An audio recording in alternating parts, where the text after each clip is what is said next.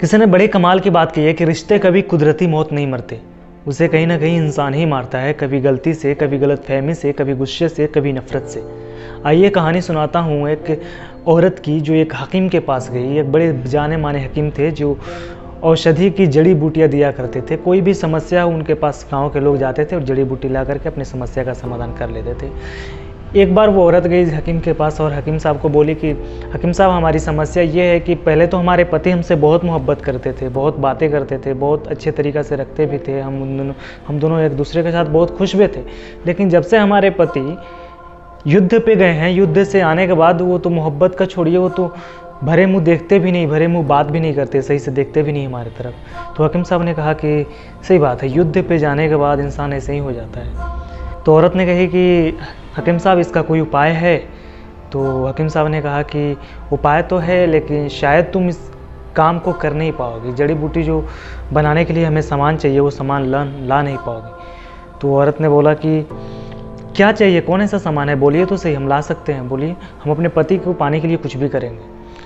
तो हकीम साहब ने कहा कि हमें शेर की बाल चाहिए जड़ी बूटी बनाने के लिए। तो औरत ने कहा तो ये तो वाकई बड़ी मुश्किल काम है। तो हकीम साहब ने कहा मैंने तो बोला ही था। औरत बोली कि कोई बात नहीं, मैं लाऊंगी।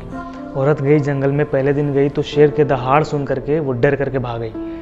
दूसरे दिन गई, तीसरे दिन गई, चौथे दिन गई, जाते आते रहती थी जंगल में। शेर को भी लगने लगा था कि हमारे आसपास कोई आदमी आता है जाता है, और गोश्त लेकर के जाती थी, मीट लेकर के जाती थी, मांस लेकर के जाती थी शेर को खिलाने के लिए, खिलाते बुलाते। एक दिन शेर उसका दोस्त बन गया। जब दोस्त बन गया तो वो बाल ले करके वो हकीम साहब के पास आई, हकीम साहब को आकर के दी और बोली कि ये रहा शेर का बाल। हकीम साहब ने शेर का बाल लिया और बगल में आग जल रहा था, उसी आग में डाल दिया। तो औरत ने कहा कि ये क्या किया आपने, इतने मुश्किल से मैं लाई हूँ बाल, इतने करीब जा कर के इतना मेहनत करने के बाद वो हमारा दोस्त बन पाया और आपने उस बाल को आग में डाल दिया। तो हकीम साहब ने कहा कि कुछ बात समझ में आया तुमको? औरत बोली कि क्या? इतना गुस्से वाला जानवर, जो सबसे जानवरों में सबसे ज़्यादा गुस्से वाला होता है, सबसे ज़्यादा ख़तरनाक होता है, तुम अपनी मोहब्बत के बदौलत उसको दोस्त बना ली।